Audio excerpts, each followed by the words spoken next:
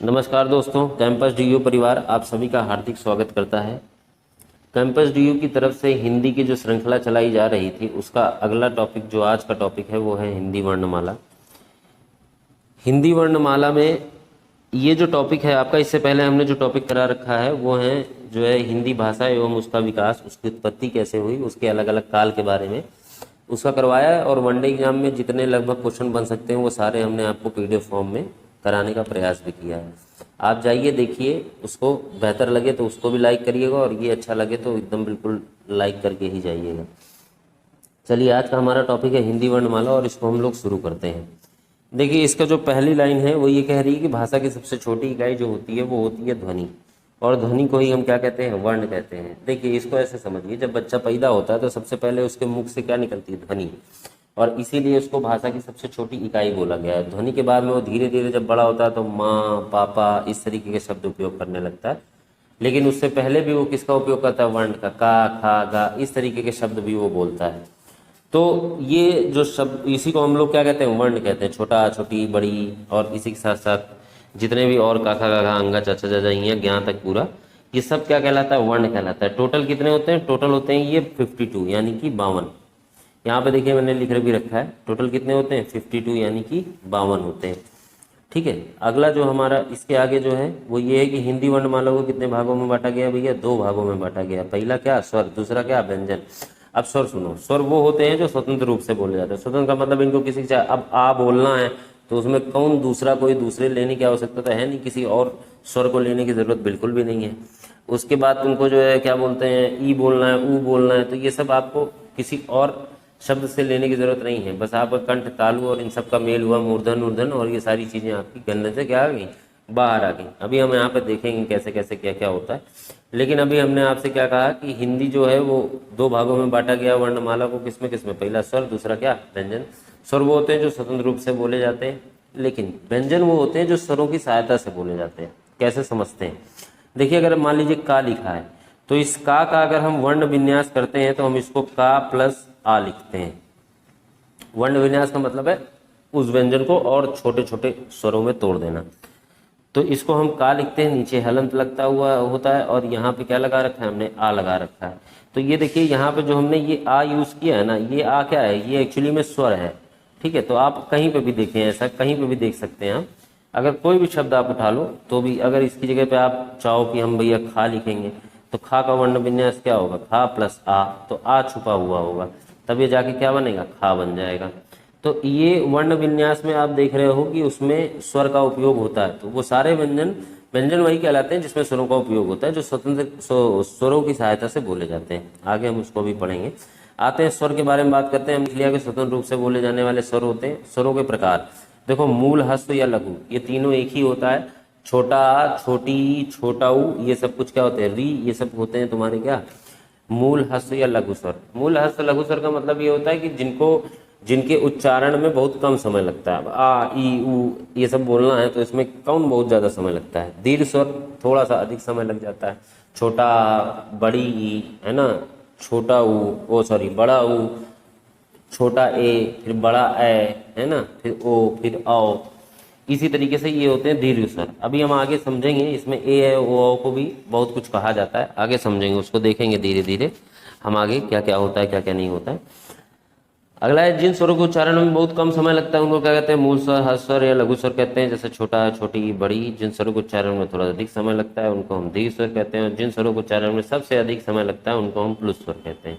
खैर, ये तो आप देख भी सकते हैं। प्लुत स्वर के बारे में मैं थोड़ा डिस्कस करना चाहता हूँ। प्लुत स्वर में मैं क्या डिस्कस करना चाहता हूँ ये समझो। ये जो ओम है ये क्या, ये प्लुत स्वर है। प्लुत स्वर का मतलब ये है कि देखो इसमें कितनी मात्राएं होंगी, 3 मात्राएं होंगी। ये जो ये है ये मात्रा है।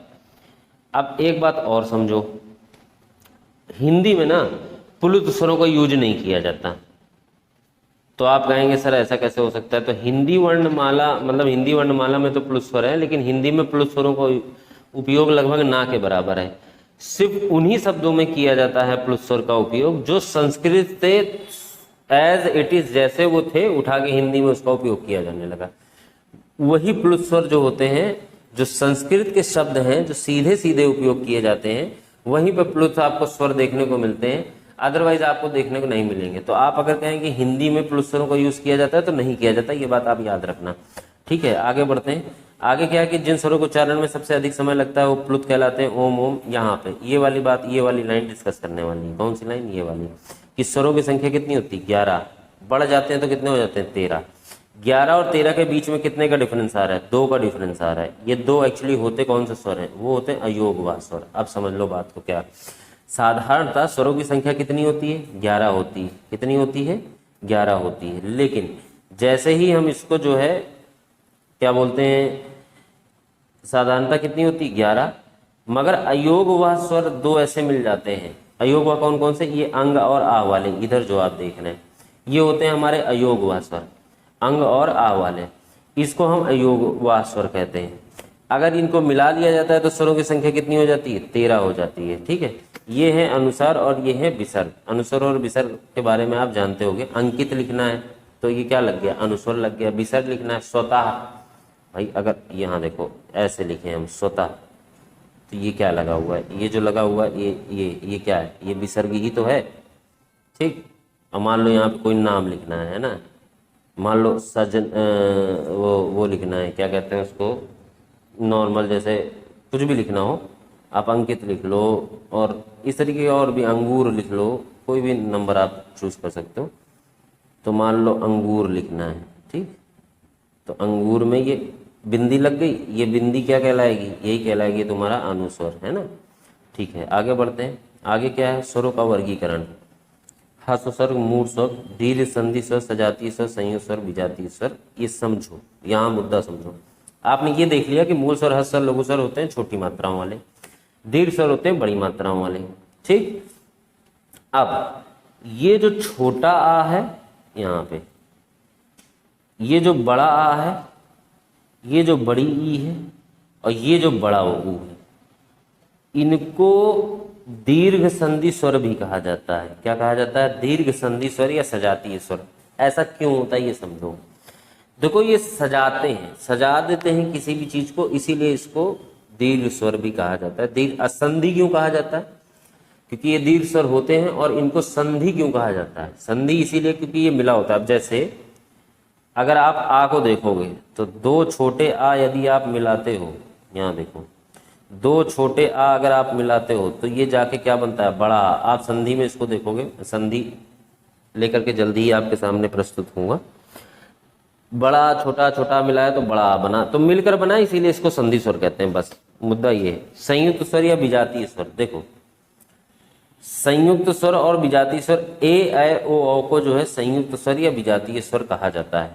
याद रखना, ये बहुत पूछते हैं कि संयुक्त स्वर किसको कहते हैं, तो ए ऐ ओ औ को कहते हैं, क्योंकि मिलके बना है। अभी हम आगे आप इसकी चर्चा करेंगे।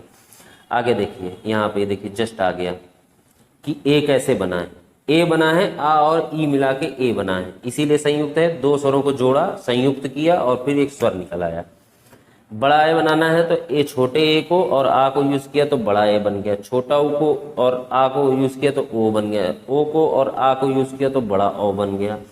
तो इसीलिए इनको ये कहते हैं। साथ ही साथ ज्वाइन है टेलीग्राम चैनल। टेलीग्राम चैनल का जो नंबर है वो है 9118411147। ये है नंबर टेलीग्राम का। आपको अगर नोट्स चाहिए, पीडीएफ चाहिए, तो आप मुझे इस पर SMS कर सकते हैं। आपको free of cost PDF provide करा दी जाएगी। बढ़िया चौड़े से एकदम याद करिए, मौज में एकदम जिंदगी बिताइए। ठीक, चलिए आगे देखते हैं। अगला हमारा है स्वरों का उच्चारण स्थान। ये आपको जानना बहुत जरूरी है। जरूरी इसलिए है क्योंकि सब एग्जामों में लगभग पूछ लेते हैं आजकल कि ये बताओ इसका उच्चारण स्थान कहाँ से है।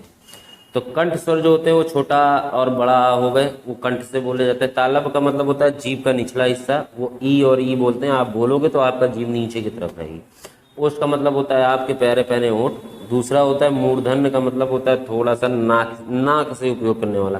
तो री अगर बोलेंगे आप तो फिर मूर्धन्य, देखो आप जीभ कितनी जो है वो होती है ना, थोड़ी सी वो होती है, गिनगिनाती, और हल्का सा जो है कहाँ से आवाज आता है, थोड़ा सा नासिका की आवाज निकलती है। कंठ तालब, कंठ और तालब दोनों का उपयोग करके जो बोले जाते हैं वो ए और ए होते हैं। कंठ और ओष्ठ का उपयोग करके जो बोले जाते हैं वो और अ होते हैं। इसमें मैं आपको एक बात बता दूं भाई साहब, हिंदी इसीलिए वैज्ञानिक भाषा कही जाती है क्योंकि ये जो आप देख रहे हो ना, अगर इसमें से कोई भी एक चीज आप रोक लो तो आप दूसरा वर्ण नहीं बोल सकते, वो आप स्वर या व्यंजन कुछ भी नहीं बोल सकते अगर आप वो रोक लो तो। जैसे अगर मैं कह दूं आप ओठों को ना मिलाओ और ऊ बोल के दिखाओ, तो आप कोशिश करके देख लो, ओठों को मिलाएंगे ही तभी ऊ और ऊ बोल पाओगे, अदरवाइज बोल नहीं पाओगे। तो मतलब इसीलिए इसको वैज्ञानिक भाषा कहा जाता है, बात समझे। और इसमें गलतियां जो है वो नाम मात्र की हैं। चलिए आगे बढ़ते हैं। कह रहे कि जीभ के आधार पर स्वरों का उच्चारण स्थान।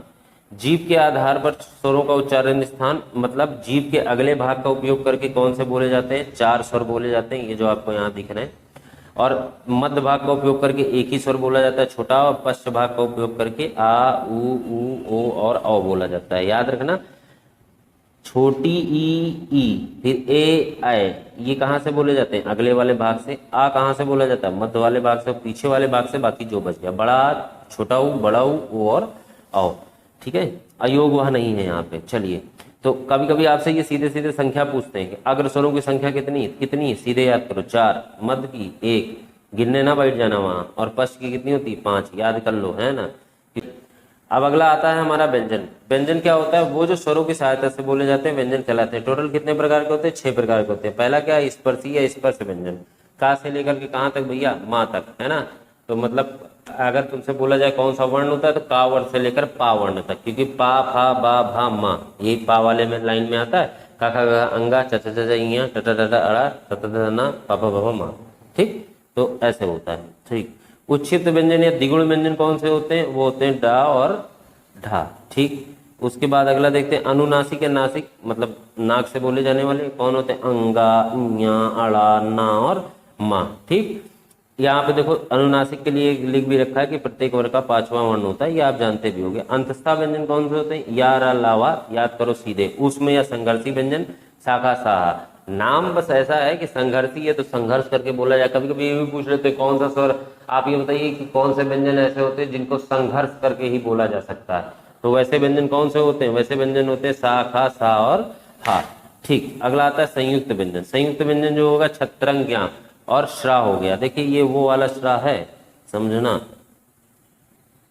ये वाला श्रा है, ये वाला, ये श्रा होता है। ठीक है, एक श्रा ऐसे होता है ये। अब आपको मुझे ये बताना है कि इसमें और इसमें डिफरेंस क्या होता है, कमेंट करके बताइएगा अगर अच्छा लगे तो। अगला देखते हैं वर्ग तालिका। वर्ग तालिका में यहाँ पे आपको एक्चुअली में हमने जो दिखाया है वो दिखाने का ये प्रयास किया है कि आप ये देख लो कि किसमें किसमें क्या क्या होता है। जैसे यहाँ पे आप देखो अगर कि का वर्ग जो है, का वर्ग जो है वो क्या है, तो का वर्ग में कौन आ गया, का खा गा घा और कौन आ गया, अंगा। फिर चा वर्ग में कौन आ गया, चा छा जा झा और इया। टा वर्ग में टा टा डा अड़ा। ता वर्ग में ता ता ता ना। ठीक है, तो पा वर्ग में प प प मा। ये जो व्यंजन होते हैं इनको क्या बोलते हैं, ये भी याद रखो भाई साहब। इनको कंठ व्यंजन बोला जाता है। इनको क्या बोला जाता है, कंठ व्यंजन बोला जाता है। और उसके बाद इनको कौन सा बोला जाता है, तालब। फिर टाटा वाला, ये वाले कौन से होते हैं, मूर्धन्य होते हैं। कौन होते हैं, मूर्धन्य होते हैं। आगे देखते हैं अगला वाला टा वाला कौन होता है, दंत होता है। देखो ता, था, दा, धा, मतलब दांत का उपयोग, अगर जीभ आपकी दांत से लड़ेगी। ठीक है, अगला वाला ओष्ठ वाला, बगैर ओठ उपयोग किया आप नहीं कर सकते, इसीलिए तो इसको वैज्ञानिक भाषा कहते हैं। लेकिन अब क्या ही कहें, चलो आगे बढ़ते हैं।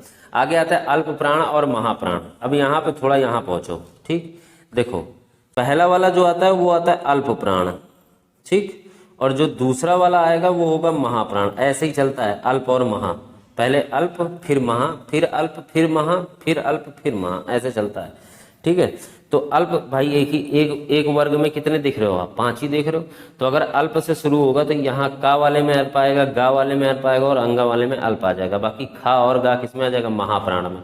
तो महाप्राण कौन हो गए, जो प्रत्येक जो है वर्ग के कौन से उसमें होते हैं बोलो, दूसरे कॉलम में पाए जाते हैं, दूसरे और चौथे कॉलम में। ये बात याद रखना आप कि दूसरे कॉलम में, सेकंड कॉलम और फोर्थ कॉलम में जो पाया जाता है वो कौन होता है, महाप्राण होता है। ठीक है, और उसके बाद ये जो पाया जाता है क्या बोलते हैं उसका, जो जो आपका उसमें पाया जाता है पहले, तीसरे और पांचवें में, इसमें कौन होता है बताओ, अल्प प्राण होता है। ये बात आप याद रखना। चलिए आगे बढ़ते हैं, ये तालिका आप देख लेना। अल्प प्राण और महाप्राण, दूसरे चौथे महाप्राण कहलाता है। अघोष, हाँ ठीक, अघोष समझिए, पहला और दूसरा ये रहा, यहाँ पे आप समझ लीजिए इस जगह पे, मैं यहाँ पे आपको दिखाता हूँ ये। ठीक, ये पहला और दूसरा, इसको क्या कहते हैं? अघोष। बाकी बचा कौन? सघोष। ठीक, बस और कुछ नहीं है, बस पहला दूसरा अघोष, उसके बाद सघोष। आगे बढ़ते हैं। अघोष और 3 4 5वां कौन हो गया? सघोष या फिर घोष भी कहते हैं इसको। अंतस्था व्यंजन, इसको अल्प प्राण या ये सघोष में भी आता है। देखो यहाँ पे कुछ चीजें आपको अलग से इसलिए लिखी गई।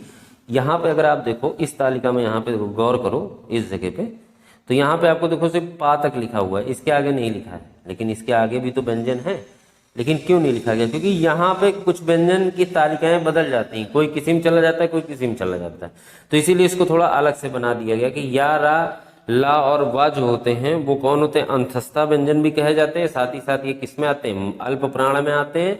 और अगर सघोष अघोष की बात करी जाए तो किस में आते हैं? सघोष में आते हैं, याद रख लेना। अर्ध स्वर या और वाह होते हैं, इनको क्या बोला जाता है? अर्ध स्वर भी बोला जाता है। ठीक है, या और वाह को क्या बोला जाता है? अर्ध स्वर बोला जाता है। दूसरा अगला हमारा है पार्श्विक व्यंजन। पार्श्विक व्यंजन किसको कहा जाता है? ला को कहा जाता है। लुंठित व्यंजन रा को कहा जाता है। ऊष्म व्यंजन शाखा साहा को कहा जाता है। ठीक, अब यहाँ पे देखो शाखा साहा ऊष्म व्यंजन तो होता है, लेकिन 3 होते हैं ना, ये अल्प प्राण और घोष में आते हैं, लेकिन हा जो होता है वो महाप्राण और सघोष में होता है। ये लाइन आप याद रख लेना, ये बहुत जरूरी इंपॉर्टेंट पॉइंट है कि शाखा साहा जो होते हैं वो क्या होते हैं? ऊष्म या संघर्षी, ये तो याद हो जाता है। लेकिन इसमें जो हा होता है ये कहाँ चला जाता है? महाप्राण में और सघोष में। लेकिन साथ ही साथ ये जो बसते हैं ये किस में होते हैं? ये भी महाप्राण में ही आते हैं, लेकिन किस जगह? अघोष सघोष में नहीं आते। कहाँ आते हैं? अघोष में आते हैं। ठीक है, यहाँ पे लिखा हुआ है, आप चाहो तो स्क्रीनशॉट भी ले सकते हो। संयुक्त व्यंजन छात्रा ज्ञानश्रा, क्यों? क्योंकि ये मिलके बने होते हैं। किससे किससे मिलकर बने होते हैं? यहाँ देख लेते हैं। आपके बने होते हैं का शा छा बनाता है, ता और रा त्रा बनाता है, जा इया मिलकर के ज्ञा बनाता है, और शा और रा मिलकर के क्या बनाता है? श्रा बनाता है। ठीक है, तो यहाँ पे ये आपका, अब देखो ये रा को लुंठित व्यंजन भी कहा जाता है। यहाँ पे आप देखो, ये देखो लुंठित व्यंजन कहा जाता है इसको। ठीक है, तो ये आपका जो है ये वर्णमाला। अब यहाँ आते हैं, इसको एक नज़र में थोड़ा सा देख लेते हैं। एक नज़र में देखने का मतलब क्या है कि हम थोड़ा थोड़ा रिकॉल कर लेते हैं जो मोटी मोटी चीज़ें हैं कि स्वरों की संख्या कितनी हो गई? 11। अयोग वाह कितने हो गए बताओ? 2। कुल स्वरों की संख्या 13। व्यंजनों की संख्या 25। द्विगुण व्यंजन 2। अंतस्था व्यंजन 4। ऊष्म व्यंजन 4। संयुक्त व्यंजन 4। टोटल वर्ण कितने हो गए बोलो? 52। तो ये पूरा का पूरा सिनेरियो था जो आपका किस में होता है? वर्णमाला में होता है। चलिए दोस्तों, अगर आपको अच्छा लगा हो तो लाइक कर दीजिए, बहुत ज़्यादा अच्छा लगा हो तो भना भन शेयर कर दीजिए, है ना, और कमेंट तो ज़रूर करिए। और ये बताइए कि आपको अच्छा लगा या नहीं लगा। और अगर आप इससे जुड़े और जानकारी हमसे चाहते हैं तो वो भी आप कमेंट में लिख सकते हैं। साथ ही साथ हमने आपको ये बता दिया है कि आप हमारा टेलीग्राम चैनल भी ज्वाइन कर सकते हैं। टेलीग्राम चैनल जो है वो हमारा क्या है? वो है नंबर जो है वो 9118411147। ये हमारा नंबर है। आप इसमें टेलीग्राम पर इस पर मैसेज कर सकते हैं और हमसे फ्री ऑफ कॉस्ट PDF पा सकते हैं। कोई पैसा वैसा नहीं है। अब इतने बड़े नहीं है ना कि पैसा वैसा ले लें, वैसे गरीब हम वैसे गरीब तुम, है ना। तो इसीलिए जो है जितना है उतना देते रहेंगे, फ्री फंड का मौज काटते रहिए, पढ़ते रहिए, बिल्कुल झंझना हुआ, कोई टेंशन ना लीजिएगा। सब कुछ जो है वो ईश्वर के हाथ में है। चलते हैं, तब तक के लिए टाटा बाय बाय, नमस्कार, जय हिंद।